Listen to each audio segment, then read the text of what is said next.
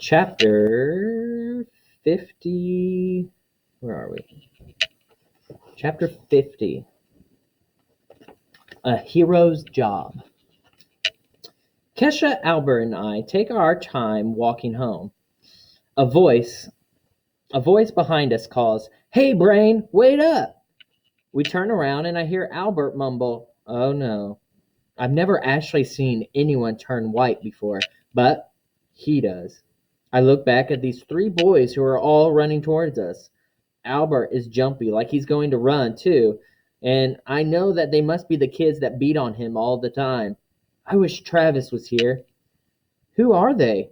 Kesha asks. Albert swallows hard. Hey, Brain, the one closest says. Are these your girlfriends? He asks. The group laughs. One in the back says, "Yeah, right, like that dweeb would have a girlfriend. He'd be lucky to get a pet bird."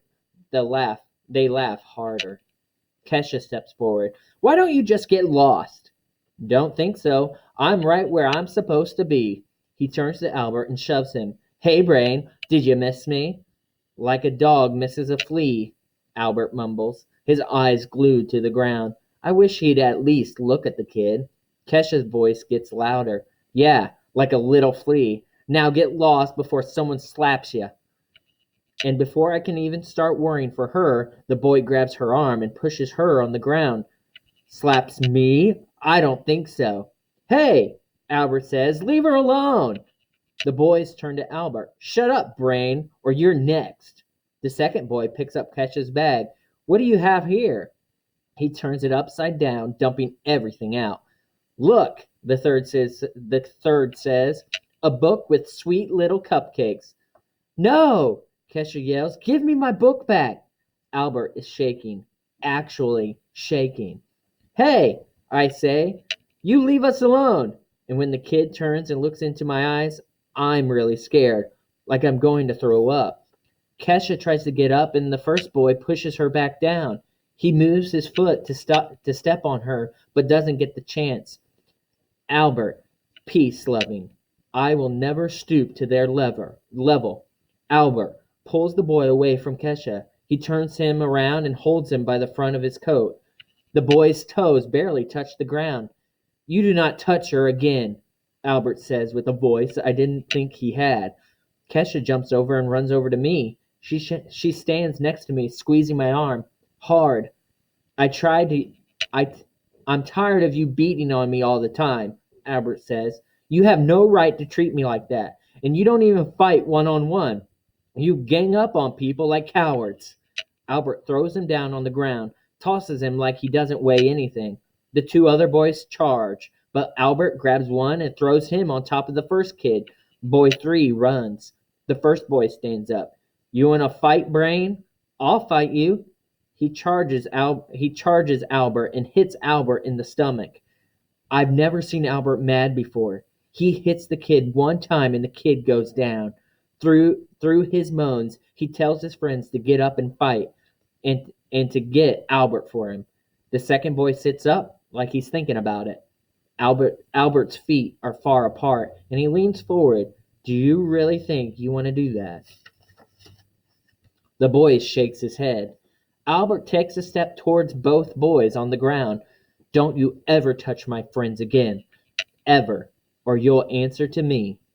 Kesha and I gather her stuff and put it back in her bag. "Come on," Albert says, looking at us before turning to walk away. We follow him. I'm surprised that Kesha is quiet for as long as she is. I feel like I'm going to cry, thinking how Albert has come to school every day with those bruises for all this time. He always asked him We always asked him what it would take for him to fight back. Turns out it was protecting us. "Albert," Kesha says, "that was amazing. And you can fight." I can't take credit for strong arms. But I say, "It wasn't your arms, Albert. You were seriously brave back there." "Yup, that's true," Kesha says. Then she laughs. "So, Albert, what got into you anyway?" "My dad has always said that violence is something to avoid at all costs," Albert tells us. "But he has also said that you never hit a girl, and so I had to wait. So I had to weigh the two. I just Then he stops walking and his wide eyes looked at me. It gives me a chill the way he does it. But really, he says, it just made everything hurt inside to watch them hurt you two. And I would have done anything in the universe to stop it. When we arrive at AC Peterson's, Kesha is still acting out what Albert had done. He never says anything, but he seems quite quietly happier and a bit taller. After sliding into the booth, I take out my social studies book. Seriously? You're going to do homework after that? Kesha asks. I have a lot to do. I thought Mr. Daniels said you only had to do half of the questions. He did, but I want to try to do them all. I don't want to get off easy. I figured out what if I look at the first two letters and the last two letters of a word? I can sometimes figure it out from the rest of the sentence. This trick I've discovered but made Mr. Daniels say I'm a genius. What is wrong with you? Are you serious? Kesha asks. Yeah, I know. First I don't want to do work, and now I want to do extra work. You are a mystery, that's for sure, she says. Huh, Albert says. That reminds me of our president, Teddy Roosevelt, who went on hunting trips and found that one of his companies tied a bear to a tree for him so it would be easy to shoot. He refused to shoot that bear and set it free. In fact, that's why teddy bears are called Teddy, after that president in that day. Kesha shakes her head. Man, you've got a story for everything, Albert. I do not provide the stories. History does. You know, Albert, you kind of talk like those guys who narrate the movies at school from the History Channel and stuff. Why, thank you, Kesha. Based on Kesha's expression, I'm not sure it was a compliment exactly. I lean forward and look at Albert. You know what else is a tremendous achievement? What?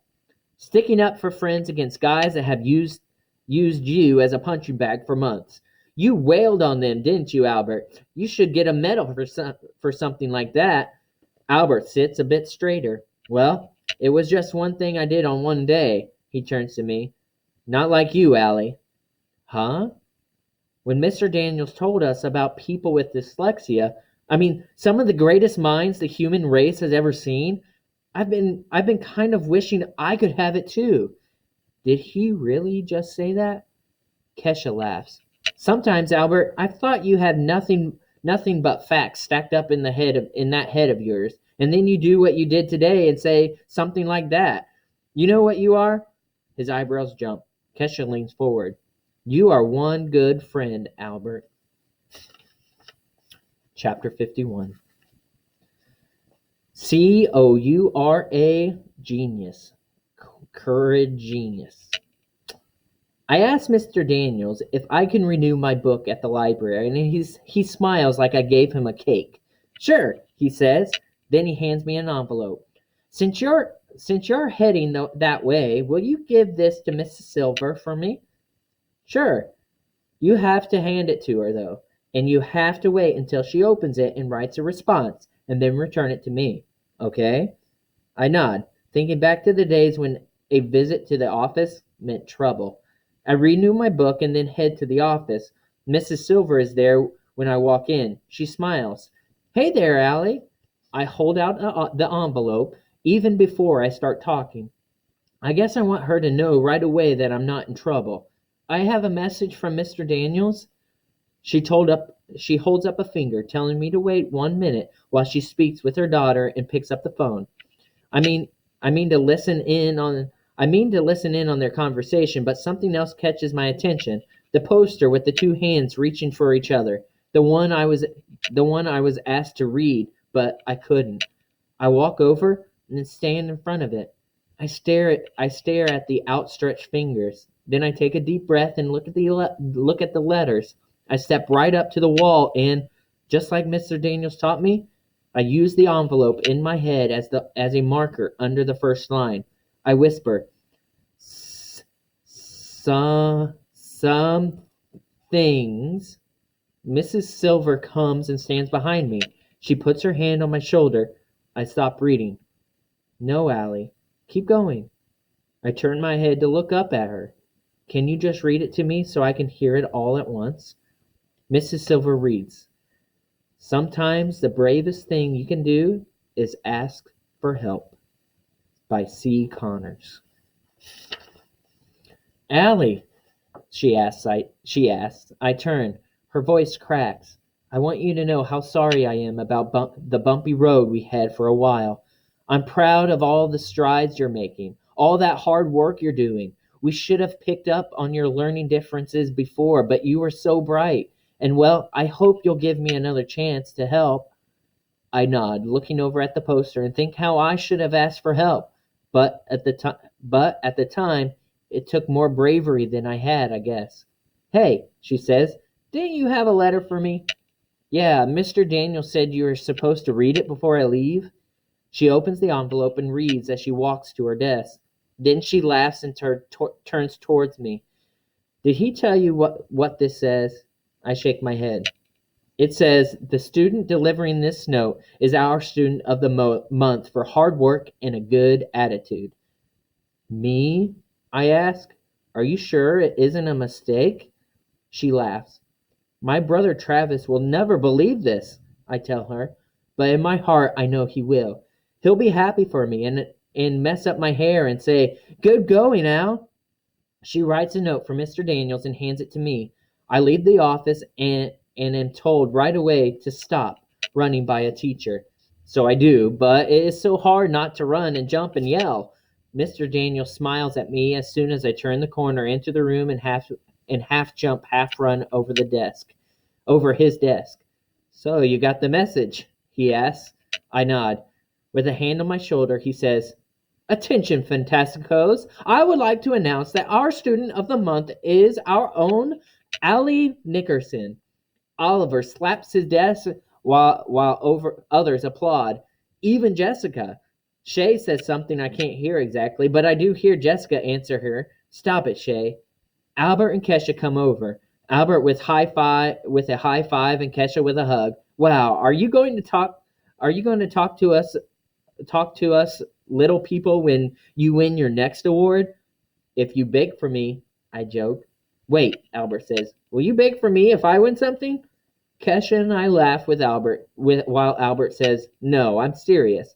Kesha pats him on the shoulder. Yes, Albert, I'll bake something for you.